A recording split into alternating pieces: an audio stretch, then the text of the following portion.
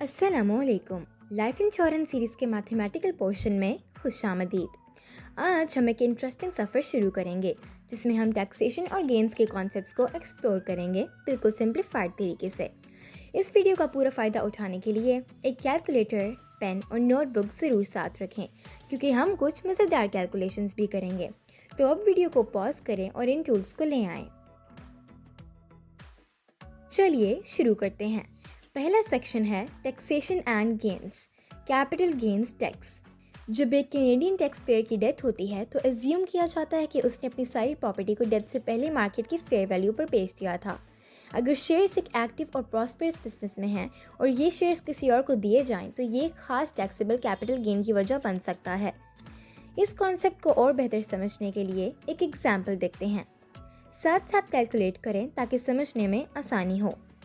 लोरी एक business corporation में 20% हिस्सा रखती है जो वो अपनी डेथ के बाद अपनी बेटी को देना चाहती है। शेयर्स का फेयर मार्केट वैल्यू $600,000 है और एडजस्टेड कॉस्ट बेस $100,000। इसका मतलब ये है कि ये कैपिटल गेन टैक्सेबल हो सकता है। चलिए कैपिटल गेन्स कैलकुलेट करते हैं। Capital gains is equals to fair market value minus adjusted cost base.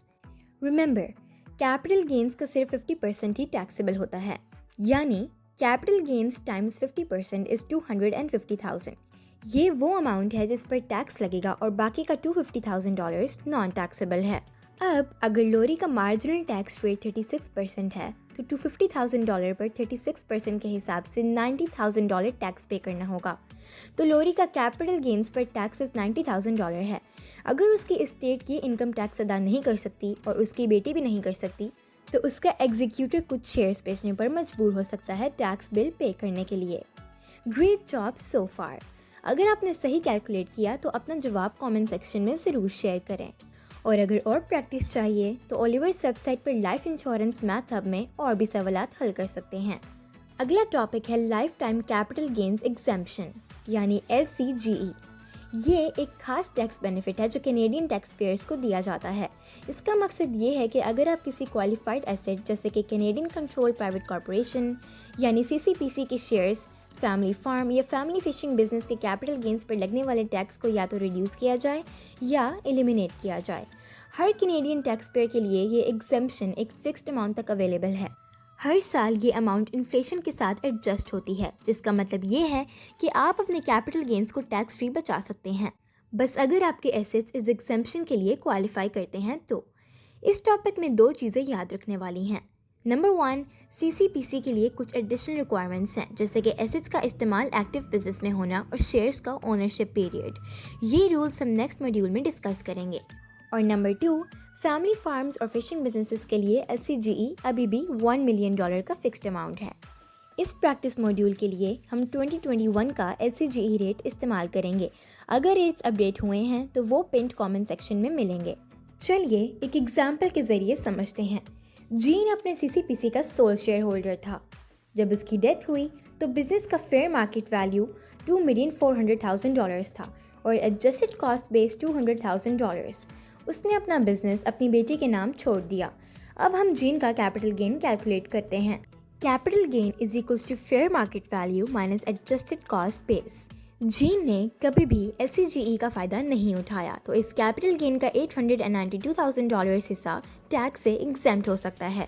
Exemption को टैक्सेबल गेन अमाउंट से माइनस करते हैं ताकि एडजस्टेड अमाउंट निकालें जो टैक्सेबल होगा। Adjusted gain is equals to $2,200,000 minus $892,000 is equals to $1,300,000। इस अमाउंट का 50% टैक्सेबल होता है तो taxable amount is equals to $1,300,000 multiplied by 50% is equals to $650,000। अगर जीन का मार्जिनल टैक्स रेट डेथ के वक्त 45% था तो उसकी टैक्स लायबिलिटी को कैलकुलेट करते हैं। Tax liability with LCGE is equals to $650,000 multiplied by 45% is equals to $300,000।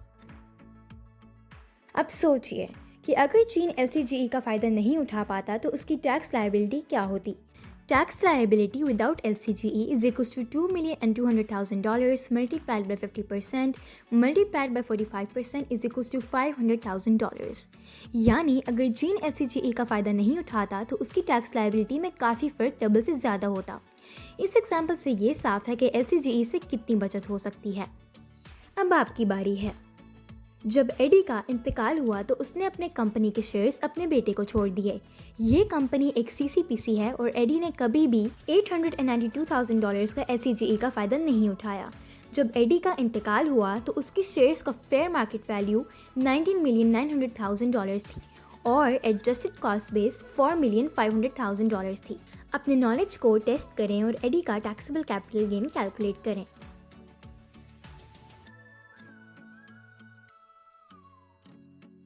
चलिए अब सॉल्व करते हैं। Capital gain is equals to fair market value minus adjusted cost base. $19,900,000 minus $4,500,000 is equals to $15,400,000। क्या आपने सही कैलकुलेट किया?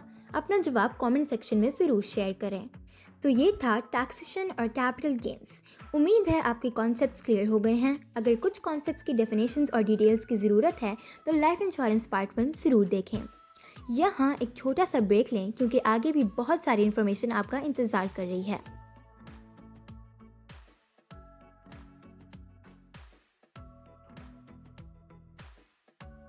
Welcome back. अब अगले सेक्शन की तरफ बढ़ते हैं।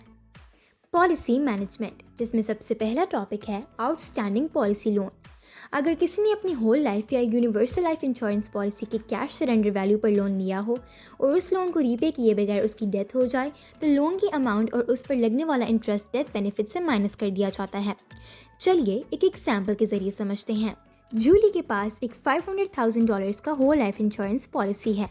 3 साल पहले उसने अपनी पॉलिसी के कैश सरेंडर वैल्यू के अगेंस्ट $100,000 का लोन लिया था। इस लोन पर 4.5% का कंपाउंड इंटरेस्ट लग रहा है और जूली ने अब तक ना लोन का कोई हिस्सा वापस किया है और ना ही इंटरेस्ट पे किया है। अगर आज जूली की डेथ होती है तो ये लोन और इंटरेस्ट डेथ बेनिफिट में से माइनस कर दिया जाएगा। चलिए कैलकुलेट करते हैं। पहले साल जूली का लोन अमाउंट $100,000 है जिस पर 4.5% इंटरेस्ट लगेगा जो कंपाउंड होकर $105,000 बन जाएगा। और दूसरे साल में इनिशियल अमाउंट $105,000 है और इस पर 4.5% इंटरेस्ट लगने के बाद ये अमाउंट $110,000 हो जाती है।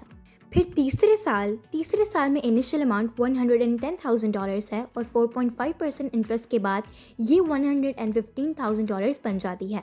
यानी अगर जूली की डेथ होती है तो ये अमाउंट $500,000 के डेथ बेनिफिट में से माइनस हो जाएगा और जो बाकी हिस्सा है वो बेनिफिशियरीज को मिलेगा। Final calculations. $500,000 minus $115,000 is equals to $390,000। इसका मतलब अगर जूली की डेथ होती है तो उसकी बेनिफिशियरी को सिर्फ $390,000 मिलेगा। इसलिए ज़रूरी है कि लोन का ख्याल रखा जाए क्योंकि ये आपकी बेनिफिशियरीज को मिलने वाले डेथ बेनिफिट को काफ़ी कम कर सकता है।